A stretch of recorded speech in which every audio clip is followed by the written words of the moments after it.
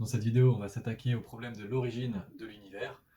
D'abord, on va voir quelles sont les fragilités liées à cette question-là, puis quelles sont les limites de la théorie actuelle de la théorie du Big Bang, et puis comment on peut dépasser la théorie du Big Bang avec une introduction à la notion de catastrophe que Edgar Morin nous introduit ici. Quand on s'attaque au problème de l'origine de l'univers, on va faire face à deux fragilités.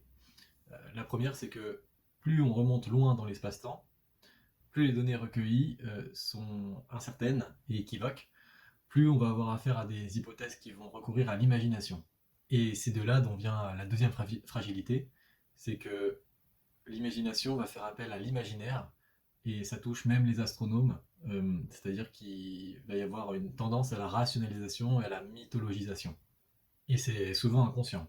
Par exemple, il a fallu attendre les observations hubléennes avant que la communauté scientifique arrête de rationaliser toutes les observations du désordre et remettre en question cette notion d'ordre roi dans l'univers. Donc depuis Hubble, on a effectivement une nouvelle vision de l'univers, et cette nouvelle vision peut se décomposer en deux aspects.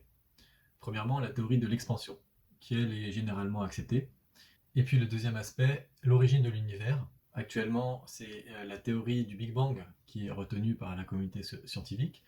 Néanmoins, la théorie du Big Bang est remise en question, notamment pour des raisons d'observation. On a observé certaines choses qui étaient incohérentes avec cette théorie-là, notamment l'observation de... On a des photographies d'ailleurs, de quasars qui sont reliés à des galaxies par des ponts de matière, sauf que le quasar, d'après les observations, enfin la mesure d'éloignement actuelle, devrait être beaucoup plus éloigné.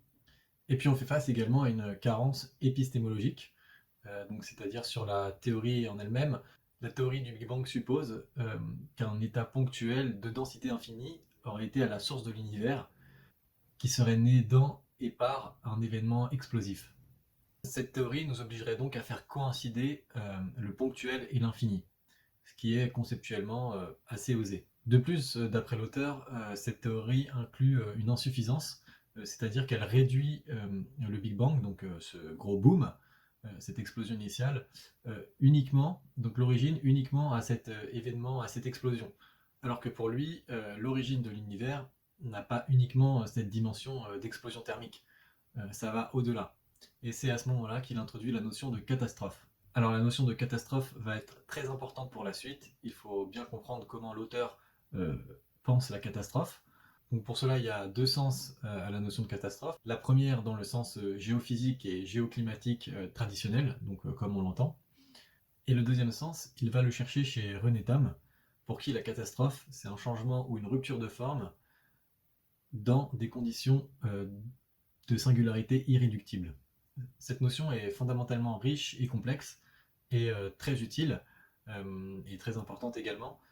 En fait, dans cette notion, on voit que le principe de création et de désintégration font partie du même processus, puisque la catastrophe, donc le processus de destruction, euh, apporte le changement de forme, donc la morphogénèse. Et donc là, l'auteur nous énonce un autre problème qu'on va avoir avec la théorie du Big Bang, c'est que le Big Bang est vu comme un moment ponctuel qui est séparé des événements qui l'ont déclenché et des événements qui l'a déclenché.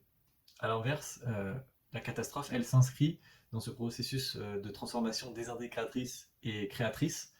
Euh, et d'ailleurs, il faut noter que la catastrophe est toujours en cours. L'origine de notre univers, explosive ou pas, euh, fait partie d'une catastrophe qui se poursuit encore aujourd'hui.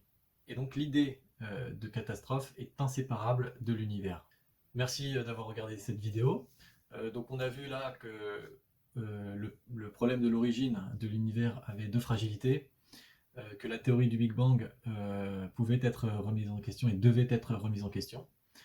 Et puis on a introduit la notion de catastrophe qui va nous être très utile pour la suite. Au revoir et bonne journée.